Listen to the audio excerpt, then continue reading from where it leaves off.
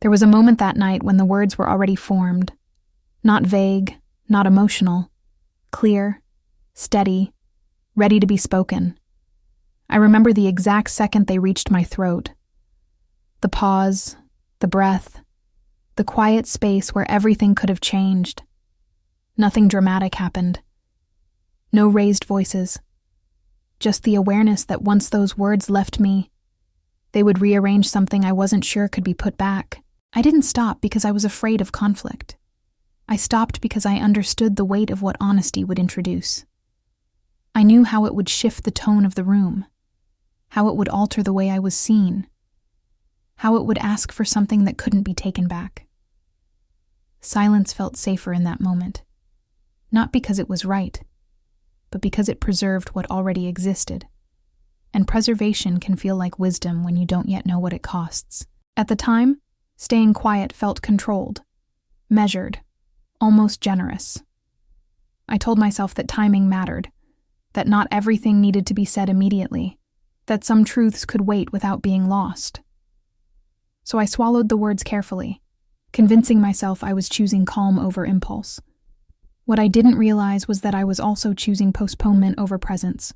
That night didn't end badly. Nothing fell apart. We moved on, spoke about other things, let the moment pass without marking it. And that was exactly why it stayed with me. Because unresolved moments don't announce themselves as problems. They linger quietly, returning when there's finally enough silence to hear them. Only later did I begin to understand why that moment still matters. Not because of what was said, but because of what wasn't. Some silences protect you in the moment and cost you slowly over time. Standing there, choosing not to speak, I couldn't have known it yet, but something important was already being carried forward, unfinished, waiting for the moment when silence would no longer be enough. I didn't think of that night as important at first. It didn't feel like a turning point. There were no visible consequences, no immediate regret, no sense that I had made a mistake. Life continued exactly as it was. And because nothing seemed to change, I assumed nothing had been lost. Silence blended into the background, disguised as maturity, timing, self-control. I had always believed that some things were better left unsaid. Not because they weren't true, but because truth can be disruptive. I learned early that honesty doesn't always bring closeness. Sometimes it brings distance, tension, redefinition. So I became careful with my words.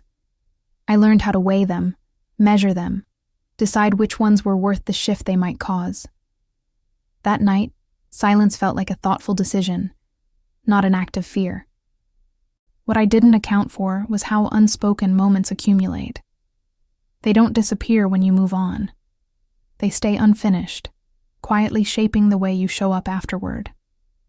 I began to notice a subtle restraint in myself, a hesitation that wasn't there before. Not dramatic, just enough to make presence feel slightly filtered, slightly delayed. Over time, that restraint began to influence how I related to others. I stayed attentive, engaged, reliable. But there was a part of me that remained just outside the conversation, observing instead of participating fully. Silence had taught me how to maintain stability, but it also taught me how to step back without leaving. That distance wasn't visible to anyone else. It was internal, practiced, almost polite. Looking back now, I understand why that moment never left me. Not because of what I almost said, but because of what choosing silence required me to become afterward. Some moments don't change the world around you. They change how you inhabit yourself. And that night, without realizing it, I took a small step away from something honest inside me, trusting that it would wait quietly until I was ready to return. After that night, I started noticing how often I chose quiet over clarity, not consciously, not as a rule, just as a habit that had learned how to protect itself. A feeling would surface, and before it could fully take shape, I would already be deciding whether it was worth the disruption it might cause. Most of the time, Silence felt like the safer answer. What unsettled me was how little effort that choice required. I didn't have to force myself to stay quiet. It came naturally. Silence slipped into place before I even questioned it. I told myself this meant I had good judgment, that I knew how to read situations and respond with restraint. But restraint, I was beginning to see, can quietly turn into distance when it becomes automatic. I began replaying moments that followed that night. Not the conversations themselves, but the pauses within them. The seconds where I could have said something honest and didn't. Each pause felt insignificant on its own, but together they formed a pattern, a slow retreat that no one else seemed to notice. There was a subtle shift in how present I felt.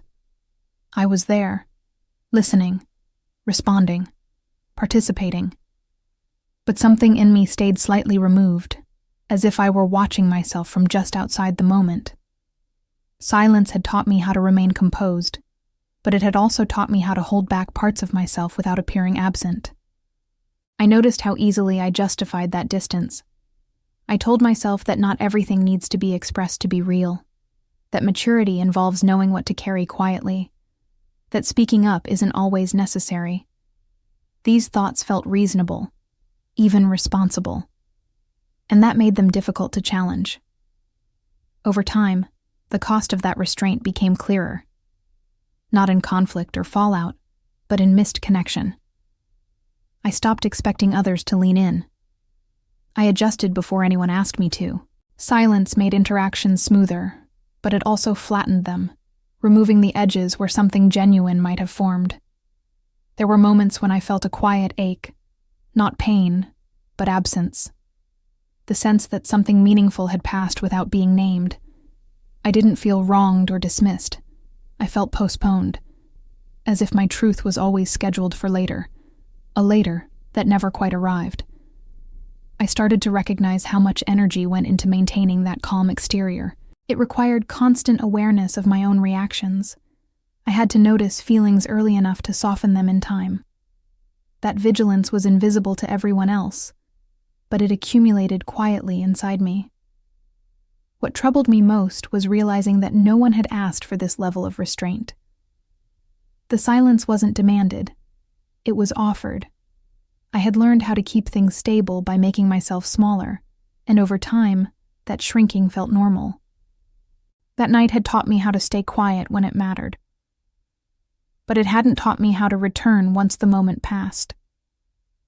And as I moved further away from that night, I began to understand that what I almost said wasn't waiting patiently to be spoken.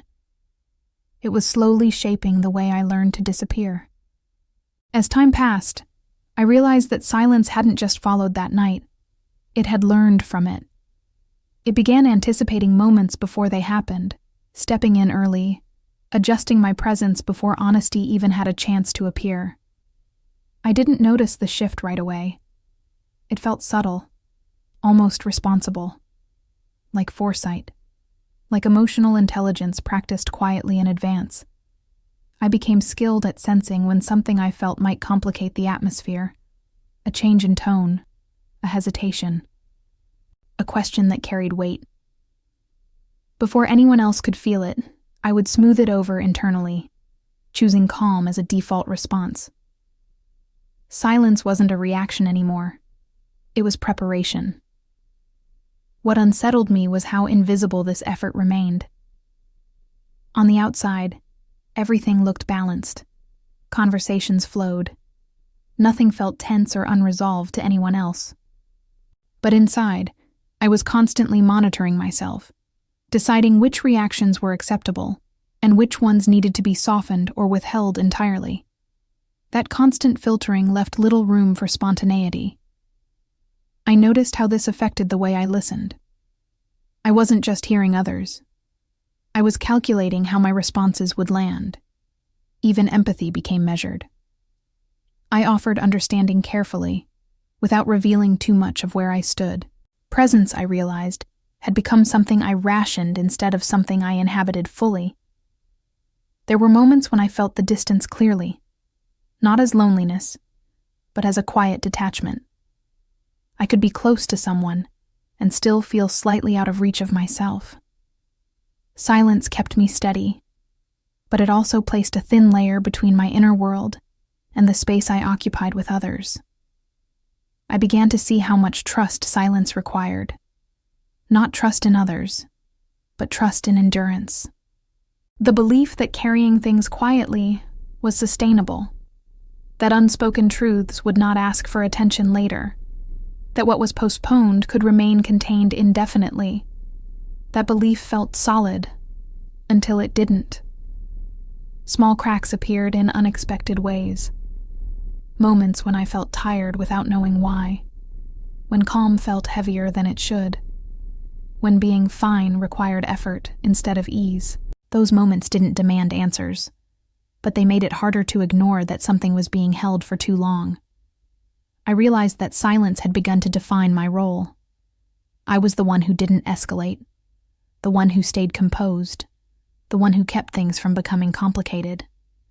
That role felt safe, but it also felt limiting, like a version of myself that couldn't move freely without breaking the peace it was built to protect. Occasionally, I wondered what would happen if I spoke without calculating the outcome. Not dramatically, not defensively, just honestly. The thought felt both relieving and unsettling, as if it threatened the stability I had carefully constructed around myself. What I didn't yet fully accept was that silence had already changed the balance. It had shifted the center of gravity inward, asking me to hold more so that everything else could remain light. That kind of balance is quiet, efficient, and unsustainable. By then, I could sense that something was approaching its limit. Not a breaking point, but a threshold. The place where silence stops being a thoughtful pause and becomes a long-term absence. And standing there, still quiet, I was beginning to understand why that night continued to matter, because it wasn't over. At some point, silence stopped feeling neutral. It began to feel deliberate. Not because I chose it consciously, but because it chose me first. I noticed how quickly I defaulted to restraint, how instinctively I protected the calm even when something inside me needed space. That reflex felt efficient, practiced, almost automatic. And that was what unsettled me most. I started to recognize how much I relied on silence to manage outcomes. I avoided conversations that might require honesty. I softened thoughts before they could become questions. I told myself I was being considerate, but underneath that reasoning was a quiet fear of what honesty might rearrange. Silence allowed things to stay exactly where they were, even when staying meant stagnation. There were moments when I felt the cost more clearly, not as conflict, but as absence. I would leave conversations feeling intact on the surface, yet strangely incomplete, as if something important had remained behind, unspoken and unattended. That absence didn't accuse anyone. It simply lingered, asking to be noticed. I realized how much energy went into maintaining that version of myself, the one who stayed calm, the one who didn't disrupt, the one who absorbed more than they revealed. That composure required constant self-monitoring, a quiet vigilance that never fully rested. Strength, as I practiced it, demanded endurance rather than presence. There were moments when resentment surfaced, not sharp, not directed, but dull and persistent. Resentment toward the role I had accepted without questioning, toward the assumption that peace depended on my restraint. That resentment didn't push me to speak. It pushed me inward, settling as fatigue instead of anger. I began to see how silence had shaped my expectations of connection. I stopped waiting to be met halfway. I adjusted before anyone asked me to. I learned how to be emotionally self-sufficient in ways that felt admirable, but isolating. Peace was preserved, but intimacy was deferred. What troubled me was how invisible this trait had been. There was no single moment where I agreed to disappear, no explicit decision to become smaller. It happened gradually, through small choices that felt reasonable at the time. That night had simply been the first of many moments where I learned that silence was rewarded. I started questioning who this silence was really serving, whether anyone had asked me to carry so much on my own, whether the stability I was protecting would survive if I allowed myself to be fully present. Those questions didn't demand immediate answers, but they refused to stay quiet. Silence no longer felt like wisdom.